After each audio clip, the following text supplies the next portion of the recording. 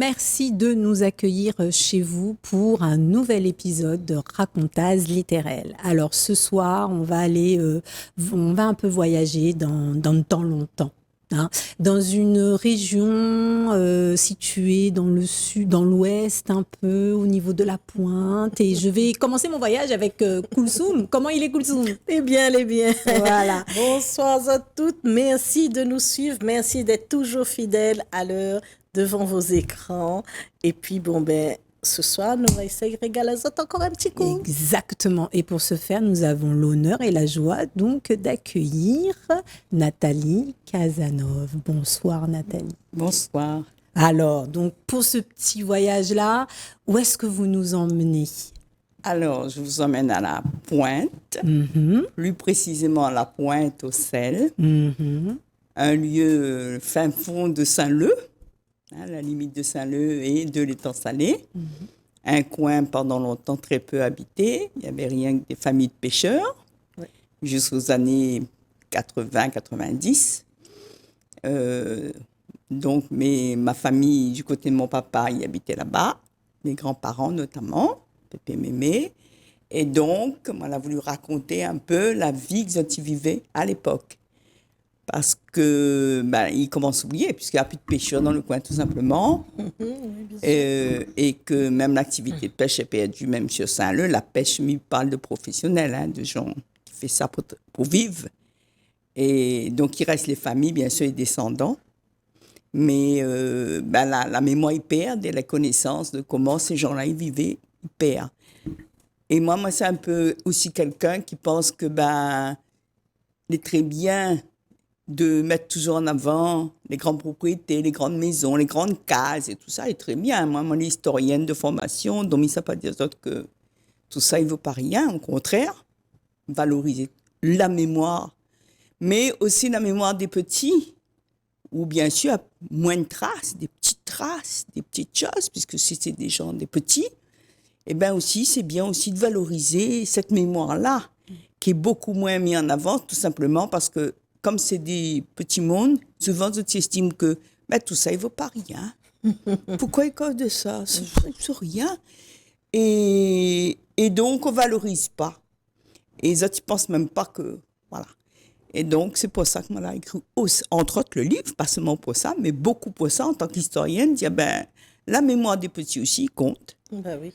Et tout ce que la constitué la Réunion, c'était 90% de travailleurs, de gros travailleurs encore, parce qu'à l'époque surtout, il fallait travailler pour manger. Hein. Ils ne rigolaient pas, hein, n'avaient point d'assistance comme est là. Oui. Donc, voilà. Et donc, c'est le premier roman. Dans votre premier roman, le titre, c'est La Pointe enfance. Et donc, on a ce regard d'enfant. C'est ce regard d'enfant, en fait, qui va nous raconter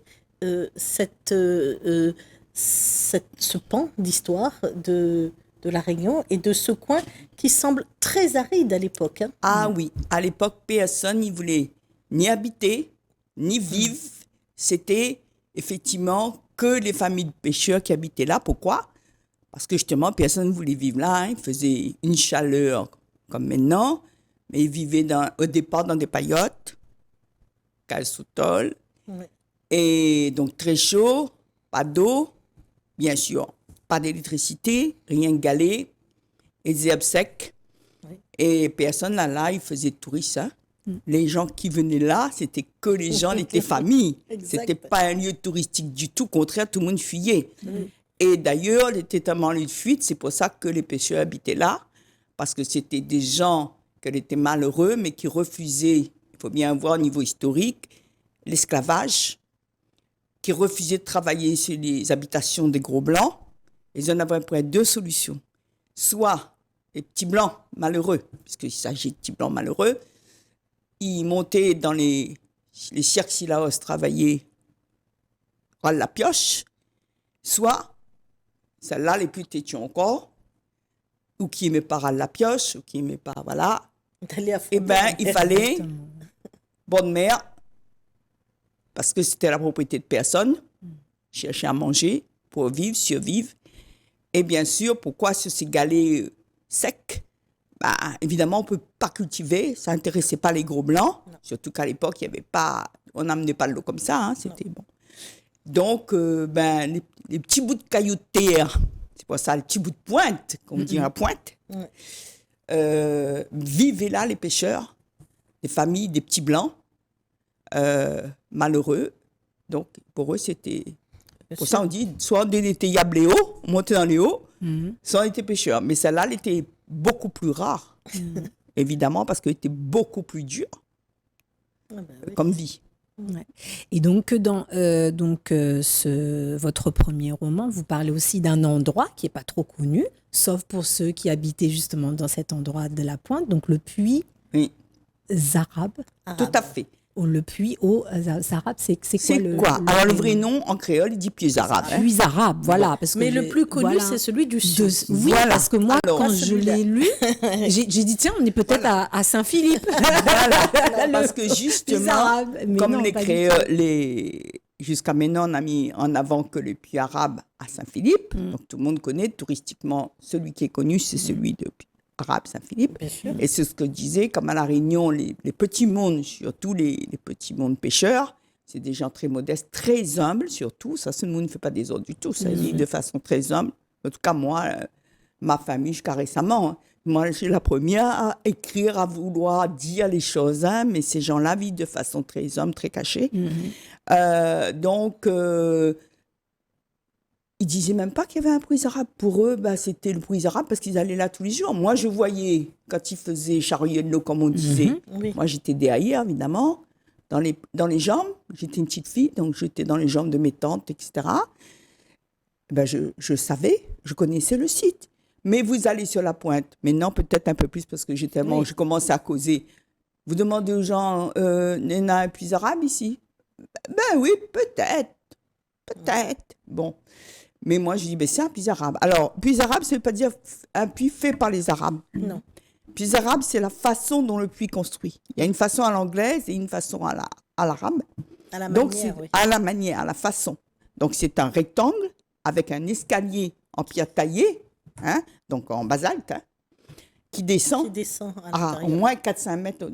On descend et on remonte. Voilà. Et on pouvait même descendre les animaux pour abreuver les animaux. Donc, on venait chercher l'eau là tous les jours. Bien sûr, comme c'était fait en basalte, tout ça existe encore. Mais évidemment, comme on dit, le puits lui-même a été bouché, Oui. n'est plus utilisable, parce la que pas sécurité entretenu aussi. depuis 30 ans. Voilà. Au moins 30 ans, plutôt 40 ans. Et donc, on a laissé pousser des épinards dessus pour protéger des accidents. Et il n'y a que les gens de la Pointe qui savent que là, il y a un puits arabe. Et dans ce secteur aussi, il y a beaucoup de sources. Oui. Les résurgences de sources de volcaniques arrivent là. Donc, les gens de la Pointe aussi savent où sont les diverses sources, puisqu'avant, il n'y avait pas d'eau courante. Donc, il fallait connaître des sources pour pouvoir se ravitailler, boire, manger, laver, etc., comme beaucoup de gens faisaient à l'époque. Parce que quand on dit « il y a longtemps », souvent je dis au niveau historique, en fait, n'a pas longtemps du tout. Parce que là, on parle d'une époque qui existait à La Réunion jusqu'aux années 75-80. Donc, pas si Donc, lointaine. en termes historiques, Non. ce n'est on n'est pas rien. loin. C'est de l'histoire, comme on dit, contemporaine. Contemporaine, exactement. Quand on dit longtemps, c'est parce que La Réunion n'a pas une grande histoire. C'est un peu comme les Américains.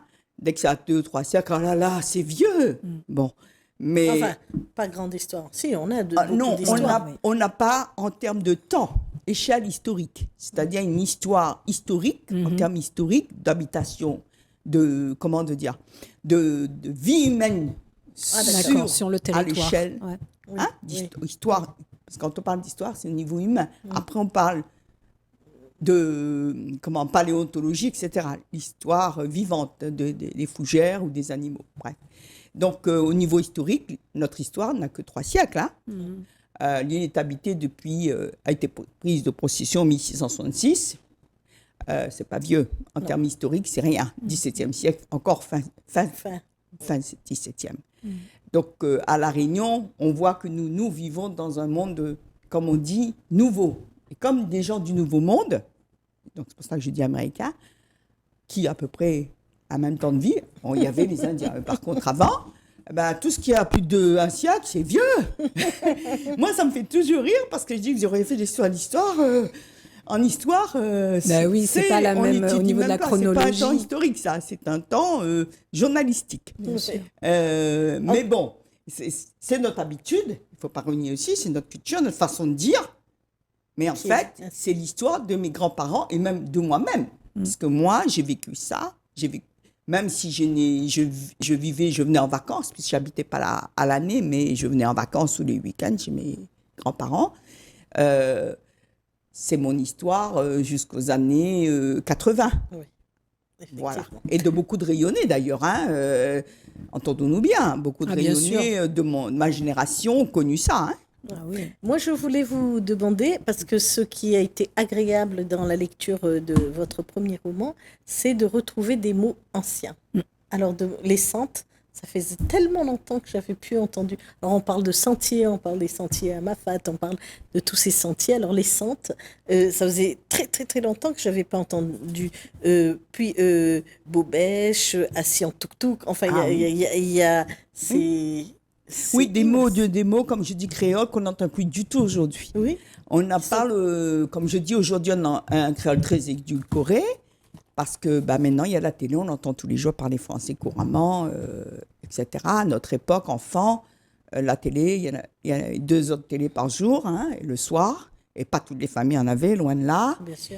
Et donc, le milieu dans lequel était créolophone, on parlait tous, effectivement, créole, mais vraiment tout le temps. Le français, c'était l'école. Donc, on employait des mots que je n'emploie pas, puisque d'abord, on n'emploie plus déjà parce que les créoles, c'est beaucoup édulcoré, francisé, et aussi parce que effectivement, la bobèche, tous ces outils-là, on les utilise plus dans la vie, dans la vie de tous les jours, puisqu'il n'y a plus de cuisine feu de bois, il y a l'électricité, etc., etc. Donc, même les noms des outils, les personnes de mon âge savent de quoi on parle, mais un jeune, vous lui dites la bobèche, il regarde, c'est ce que c'est, vous lui dites un tangol, encore moins. Ah oui. Assise en tout, il ne connaît pas non plus. Il y a énormément d'expressions, c'est pour ça que j'en ai mis quelques-uns qu'on n'entend plus. Moi, quand j'entends, je sais tout de suite que c'est une personne de ma génération à monter, comme on dit. Parce que les jeunes n'emploient plus du tout ce vocabulaire créole. Il est très, très édulcoré par rapport à ce que moi, j'ai eu dans mon enfance comme créole. D'accord ? Et surtout créole des pêcheurs, comme on disait, effectivement, il y avait avec différentes tonalités de créole vocabulaire entre le créole des hauts et Yab, le créole des demi-pentes, les gros blancs, le créole encore des pêcheurs, c'est encore d'autres vocabulaires, parce qu'en plus, ils avaient du vocabulaire lié à la pêche, aux outils de pêche, qu'on n'entend plus aujourd'hui du tout non plus. Il n'y a que les enfants de pêcheurs, alors là, ce coup-ci, qui peuvent comprendre. Et puis les noms des poissons. Bien sûr. Voilà, tout ça en créole. La golette, aller au travail, vous dites ça à un jeune aujourd'hui, le travail, ça va être compliqué. Voilà. Voilà. Donc, c'est pour ça que j'ai voulu aussi remettre un peu tout ça au goût du jour, disons que, voilà. Ok. Alors justement, sur ce goût du jour, qu'est-ce qui pousse justement une petite créole qui vit, qui évolue quand même dans ce petit milieu humble, dans ce petit milieu où on ne cause pas trop? Qu'est-ce qui pousse une jeune, justement, une fille qui a vécu dans cet environnement-là à causer sur ça, à raconter comment ses ancêtres, ils ont vécu dans ce milieu-là? Qu'est-ce qui vous a poussé à faire ça? Même 3 choses. Ouais. Je dirais que moi, on a toujours eu des pêcheuses. Enfin, en tout cas, dans ma famille, c'est une monde qui a toujours été humble, mais une monde très fière. Ah, voilà. Et fière de ce que nous l'est, fière de ce que nous fait. Moi, on a une famille que même mes grands-parents, ils ne connaissaient pas lire et écrire, mais toujours fiers de ses enfants, fiers. Voilà. Mon père était un homme très fier. Et ça, déjà, la fierté de ce que nous l'est, nous n'avons pas honte. Comme il dit, nous ne portons pas trop la honte sur nous, on était plutôt tout le monde fiers parce que nous connaissions que tout le monde ne gagnait pas à aller à la mer. Ah ouais, Rôde poisson. Et c'est un vrai métier, c'est une vraie fierté de pouvoir sortir en mer, surtout à La Réunion, et de rentrer vivant. Et avec quelque chose pour manger. Surtout ça, vivant. Voilà. Donc, pour les pêcheurs, c'est quelque chose qui amène beaucoup de fierté dans la famille. Deuxième motivation pour moi, comme on l'a dit, moi, les formations historiennes. Donc, pour moi, l'histoire n'a plus qu'un sens, puisque moi, c'est une passionnée d'histoire depuis l'enfance. On avait 3 passions enfants à l'école, le français, l'histoire, l'espagnol. Donc, une étudiante, comment a fait des études à Paris, on a fait de l'espagnol, l'histoire, on a fait tout ce que moi aimé. Hein? Voilà, Bien sûr. Voilà. Et tout ça par passion, mais depuis l'enfance. Donc, par passion, on m'a dit, maintenant, l'histoire, mais en tant que je vais école d'histoire, grands affaires, grand monde, gros blanc. Moi, on n'est pas contre les gros blancs, attention. Hein. Mais il me dit, il faut parler un peu de petit monde un petit peu modeste. Et surtout, que, comme il dit, moi, on avait la fierté d'être un enfant de pêcheur, moi, et pas la honte. Hein. La voix des silencieux. Vous voulez porter Exactement. la voix des Exactement. Alors, la troisième motivation, bien sûr, la voix des petits, midi, des hommes et des petits. Et la troisième motivation, effectivement, c'est quand l'a dit, c'est quand on a découvert que moi, j'avais un cancer en plein Covid, et un cancer du sang. Il ne dira pas le nom, parce que même s'il me dit le nom, moi-même, pour enregistrer dans ma tête, on a mis moins 6 mois avant de pouvoir répéter le mot. Donc, m'a dit pour les spécialistes, mais il n'y croit pas, il y a beaucoup de gens qui connaissent ça, myélofibrose, c'est un cancer du sang très rare. Quand on m'a annoncé ça, je me suis dit, j'ai commencé bien sûr à regarder sur Internet, étant de curieuse nature en plus, et je me suis dit, oulala, espérance de vie de 5 ans, il ne me reste plus beaucoup de temps à vivre, donc il ne s'agit plus de perdre notre temps maintenant, on va aller direct à l'essentiel. Tu sais lire, tu sais écrire, tu as toujours écrit, parce que j'écris depuis à peu près, je ne sais pas, hein, j'ai toujours aimé lire et écrire, parce que j'ai toujours aimé, je vous ai dit, j'ai toujours été fan de mes professeurs de français, voilà. Donc, j'ai toujours écrit. Et du coup, je me suis dit, il est temps de témoigner. Avant de mourir, tu vas témoigner de cette vie qui n'existe plus à La Réunion, de tes grands-parents qui étaient des gens que moi j'estime extraordinaires, des gens humbles, mais que je trouvais extraordinaires, que j'ai beaucoup aimés, qui m'ont beaucoup apporté, beaucoup de force, beaucoup de choses magnifiques, même beaucoup d'amour. Ça se sent. Beaucoup d'amour. Et je me suis dit, avant de mourir, il faut que je témoigne de cette vie de petit. Voilà. Et après, je pourrais mourir. Donc, je me suis dépêchée d'écrire.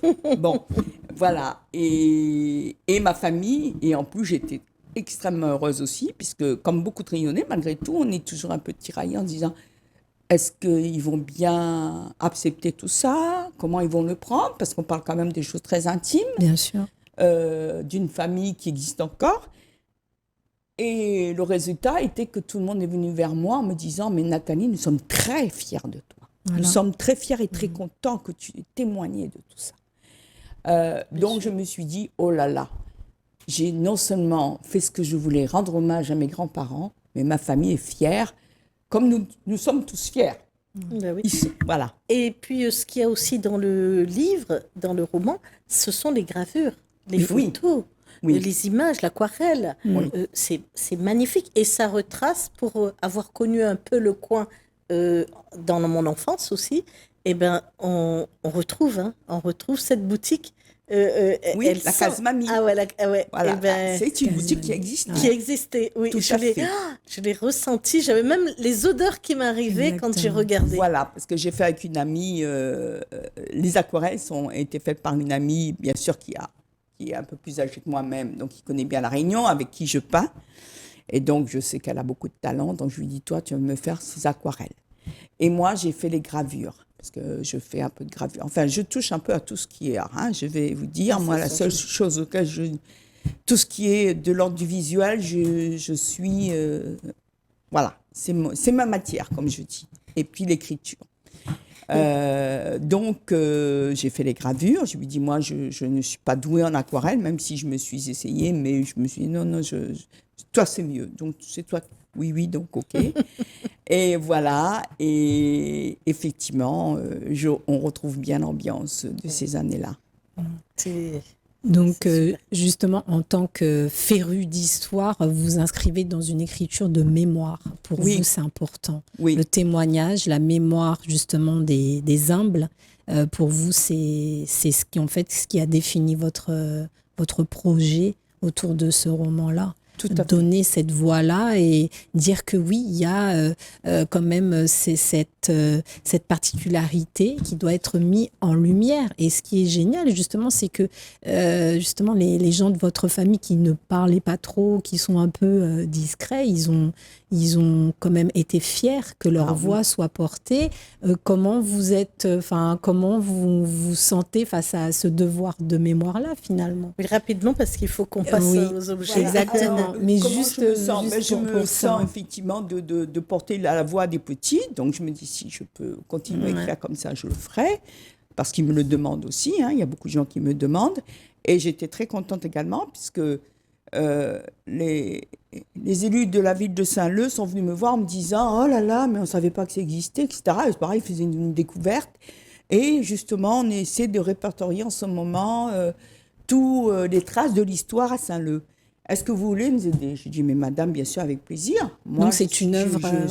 c'est important pour moi, effectivement, de donner ce que je sais pour que ce soit préservé, parce que pour moi, c'est précieux. Voilà. L'histoire, c'est tout. Moi, quand j'ai fait de l'histoire à la fac, comme on dit, l'histoire, c'est aussi bien dans le quotidien, l'histoire des femmes, l'histoire des accouchements, comme la grande histoire. Je vais être obligée de vous arrêter parce qu'il faut qu'on passe à ce que vous êtes amené, parce qu'il faut qu'on clore l'émission. Alors, votre objet qui vous caractérise. Alors j'ai emmené plusieurs. Le premier, c'est Emma 974, mais juste le flyer, oui. Puisque c'est aussi ce qui est né de l'annonce de ma maladie, enfin pas immédiatement, le temps que je comprenne de quoi il s'agissait et comment j'allais gérer tout ça. Il y avait une demande forte des médecins et des malades d'avoir une association dédiée au cancer du sang, à l'aide des malades, à ceux qui sont aussi transférés en métropole pour greffe. Et comme, bien sûr, les médecins me disaient, quand je suis tombée malade, j'ai demandé une association pour échanger. Et ils m'ont dit, mais il n'y en a pas et on souhaiterait qu'il y en ait justement ardemment. J'ai laissé passer un peu de temps et quand je me suis sentie prête, je leur ai dit, écoutez, je vais créer l'association. L'association est portée par les médecins du CHU, du service hématologie, surtout le CHU Sud. Je les remercie beaucoup. Et donc, cette association est faite essentiellement pour aider les malades, les familles de malades. D'accord. Ça, c'est né en mai 2023, comme le livre. D'accord. Oui, là, merci, parce que là, on a dépassé le temps, on a beaucoup dépassé. Merci Nathalie Cazeneuve, merci Kelly, et on se revoit bientôt pour une autre émission.